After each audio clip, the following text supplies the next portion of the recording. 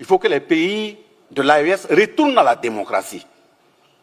Il faut qu'ils retournent à des élections. Nous parlons de quelle démocratie? Le point d'interrogation mérite d'être posé dans la mesure où, depuis les années 1960 à 2022, si je prends le cas du Burkina Faso, nous avons été dirigés par des démocrates implantés, installés par des gens assis de l'autre côté des océans. Quel est l'impact sur le terrain? Je prends quelques exemples. De 2022, ça veut dire de 1960 à 2022, ça fait 62 ans. Comparativement à 2022 jusqu'à 2026, ça fait 4 ans. En 4 ans, voilà ce qui a été fait. Quand l'appel a été lancé au peuple burkinabé de faire face à la situation actuelle, de 2022 à l'heure où je vous parle, le peuple a mis la main à sa poche et il a cotisé 541,2 milliards. Le peuple dont on dit qu'il est martyrisé là, il a cotisé 541,2 milliards pour faire face à la situation actuelle. Ça n'a jamais existé dans notre pays. Donc quand on parle de peuple martyrisé, c'est de quel peuple? Deuxième exemple que je prends, au plan sanitaire, malgré que nous sommes en crise, en guerre, comme nos autres pays frères, le Niger et le Mali, une décision a été prise. Quand vous avez des problèmes de reins, pour aller te soigner, il fallait déposer une caution de 500 000. Le chef de l'État a pris un texte, cette caution de 500 000 a été annulée. Ce n'est pas un droit humain, ce n'est pas la défense des droits humains. Deuxième exemple, au niveau de l'approche communautaire, dans une période de crise, on a payé 15 cliniques mobiles pour l'ensemble des régions de notre pays. Les populations ne se déplacent plus pour venir à Ouagadougou, à Bobo-Dioulasso pour se soigner. Dans chaque région, il y a une clinique entièrement équipée sur place. Il n'y a plus de défense de droits humains que ça. Troisième exemple que je prends, au niveau de l'assurance maladie universelle, permettant aux populations, y compris le secteur informel, de cotiser 4 000 francs par an. Et quelle que soit la formation sanitaire que vous vous présentez, vous êtes pris en charge. Pourquoi depuis 1960 jusqu'à 2022, ce n'était pas fait? Autre exemple que je prends, quand nous prenons les scanners, vous faites un accident tout de suite, vous partez à l'hôpital, vous pouvez mourir parce qu'on n'arrive pas à faire un scanner. Le coût a été réduit de 50 000 à 25 000. Ça fait 50% de réduction en temps de guerre. Mais depuis 1960 à 2022, ça n'a jamais été fait. Je prends, comment dirais-je, on vient de lancer le recrutement appelé opération 1000 x 5. 1000 x 5 veut dire que chaque année, on va recruter 1000 médecins spécialistes sur 5 ans. Depuis 1960 à 2022, ceux qui ont implanté leur démocratie là, ça n'a jamais été fait. Je prends un autre exemple. On vient d'ouvrir l'hôpital, le plus grand hôpital de notre pays, le 29 juillet 2025, à Bobo-Dioulasso, en coopération avec la Chine.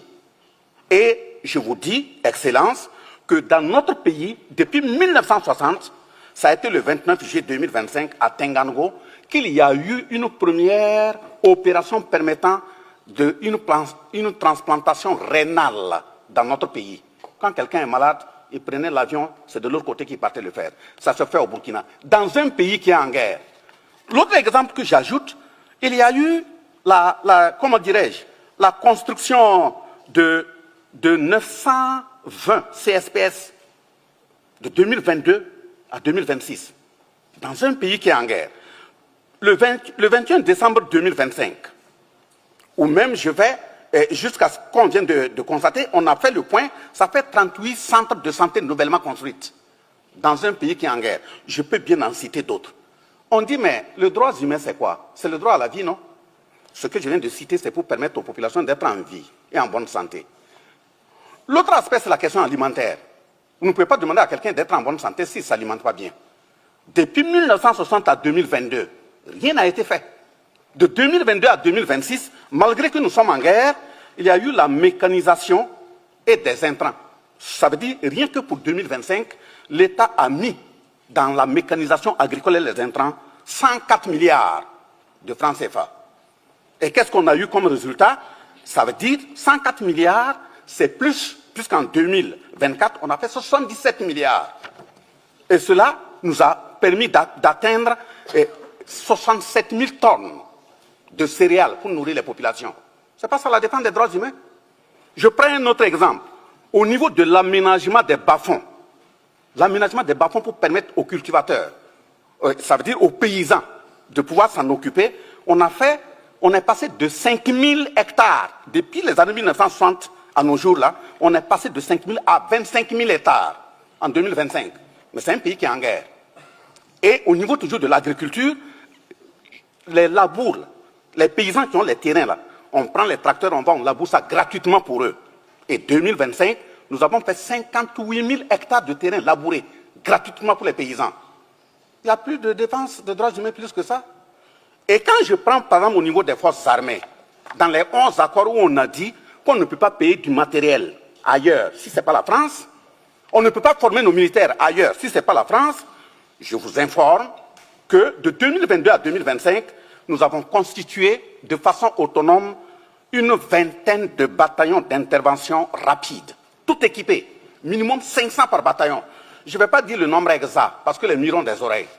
Et comme c'est des questions militaires, si je donne, vous pouvez vous préparer et puis venir. Je ne donnerai pas tout. Je donnerai des environs. C'est moins, c'est plus, vous n'allez pas le savoir. Deuxième exemple, on a constitué une dizaine de groupements d'unités mobiles d'intervention de la police. Ça y est sur le terrain. On a constitué des légions de gendarmerie sur tout l'ensemble du territoire. Près de 10 escadrons de gendarmerie mobile. Ça y est sur le terrain. Le nombre de bases aériennes de 1960 à 2022, c'était une seule. Aujourd'hui, on en a 4.